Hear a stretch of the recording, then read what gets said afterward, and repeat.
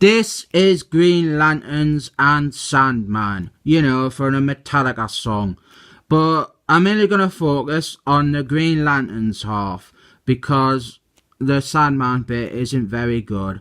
The Green Lanterns bit, though, it has got the origin of Green Lanterns, and it isn't Jordan Halbert.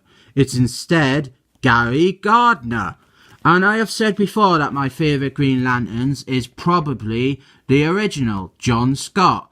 But really, I think my favourite Green Lanterns might be Gary Gardner, even though you are not meant to say that because he is a nasty man.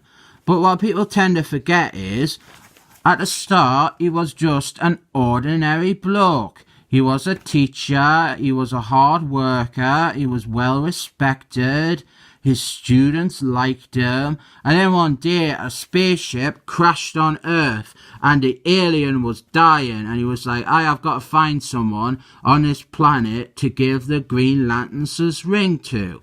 I know, I'll try and find the most fearless person on all of Earth. And he found the two most fearless people on all of Earth, Jordan Halbert and Gary Gardner.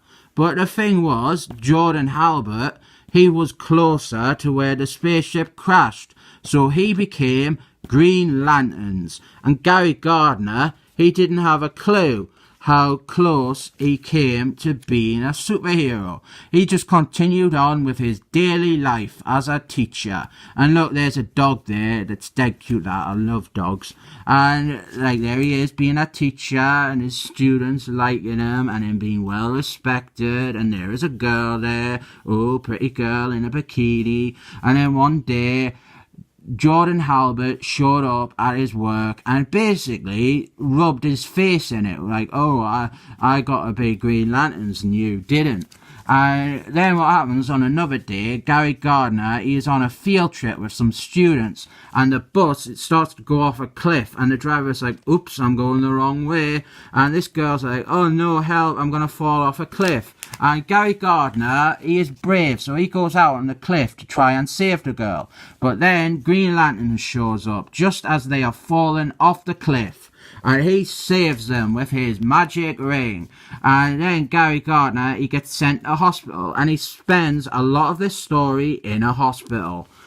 What happens next? He goes to the circus and he meets a fortune teller, and the fortune teller tells him that he was basically meant to be Green Lanterns. And what happens is they start to fall in love. Him and the fortune teller, they fall in love. And you can see they are kissing there. And then Jordan Halbert shows up and he is all like, I am going away for a while, and if I don't come back, I want you to take over as Green Lanterns, Gary. So he gives Gary a new ring, and then Gary becomes Green Lanterns. And on this next page, look, there is Arrow from the TV show Arrow. And the thing was, though, the ring, it was broken. The minute Gary became Green Lanterns, it broke and it hurt his head a lot, and he got zapped away to another dimension. And he's meant to have brain damage here, and a lot of people say that the brain damage is why he became such a mean and nasty person.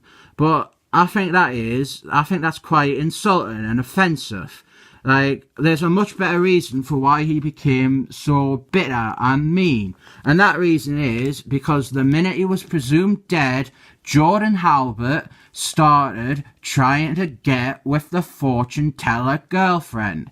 And as we've covered before, Jordan Halbert, he is a villain. He's a nasty man. And when Gary Gardner, he's all by himself in this weird dimension, he actually sees Jordan Halbert kissing his missus. And he's like, oh, this is sad.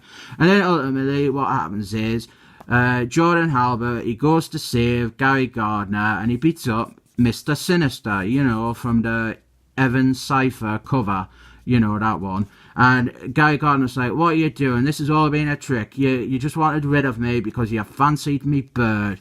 And then they go back to Earth, and look, Gary Gardner, he is in hospital again. And the fortune teller girlfriend, oh, she isn't pleased with Jordan Halbert. She's like, you're a bit of a scumbag, aren't you?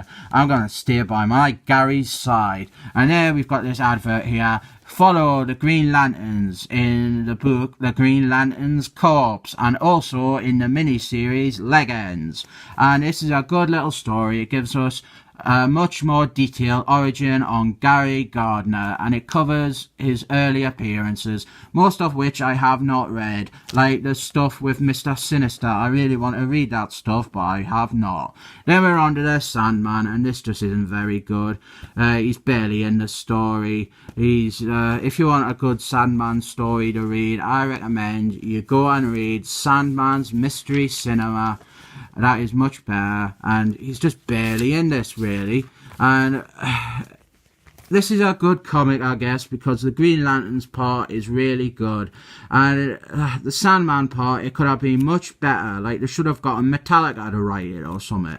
But this is a weird one because it is half good and half not good, so I'm gonna have to be fair and rate it 7 thumbs up.